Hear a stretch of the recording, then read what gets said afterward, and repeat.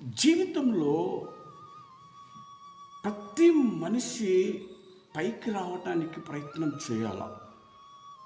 అంటే బాగుపడాలా, ఒక మంచి స్థితిలోకి రావాలా అని ప్రతి మనిషి ప్రయత్నం చేయాలి. స్పెషల్గా యేసు ప్రభువును నమ్ముకున్న వారికి నేను చెప్తున్న మాట,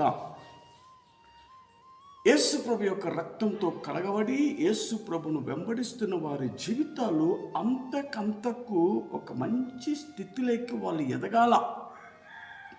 మీరు బహుగా ఫలించుట వలన నా తండ్రికి మహిమ కలుగుతుందని యేసు ప్రభు చెప్పిన మాట.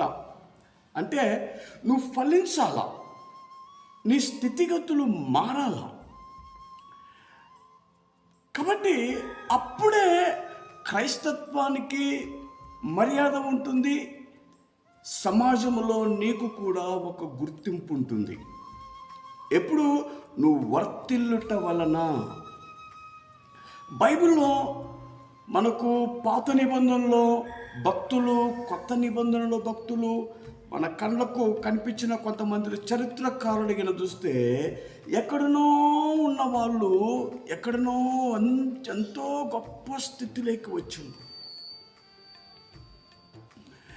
బిల్లీ గ్రాహం గారు చెప్తారు, నేను ఒక పేద కుటుంబంలో జన్మించింది నిజమే, కానీ నేను చనిపోయేటప్పుడు ఒక పేదవానిగా నేను చనిపోను అని ఆ సేవకుడు చెప్తున్నమాట. హల్లెలూయా.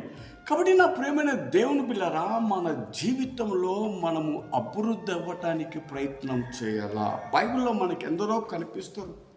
ఉదాహరణము దావీదును చూడండి. ఎక్కడనో అడవిలో జీవిస్తున్న దావీదు, గొర్రెలు మేస్తున్న దావీదు, ఎవరికి కూడా గుర్తింపు లేని దావీదు తన జీవితంలో తన ముగింపు ఎట్లా ఉన్నదంటే గొప్ప రాజుగా ఆయన తన యాత్రను ముగించుకున్నాడు. ఎట్లో ఉన్న వ్యక్తి ఎంతో గొప్ప స్థితిలోకి ఎదిగిండు అంటే ఒక కారణం ఉంటుంది. ఈ దినాల్లో చాలామందిని యేసు ప్రభుని నమ్ముకొని కూడా వాళ్ళు ఎక్కడున్న వాళ్ళు అక్కడనే ఉండరు. దానికి గల కారణాలు చాలా ఉన్నాయి. యాక్చువల్లీ చేయాల్సినది వాళ్ళు చేయకుండా చేయని దానికోసమే, అవసరం లేని దానికోసమే ఎంతో ప్రయాసపడతా ఉండరు. ఒకవేళ రాజైన దావీదునికి మనం అడిగినామనుకోండి, నీ స్థితికి ఇంతగా నువ్వు ఎదగటానికి గల కారణం ఏందని దావీదునికి మనం అడిగితే ఆయన అనుభవంతో చెప్తున్న మాట, ఆయన సొంత అనుభవంతో నా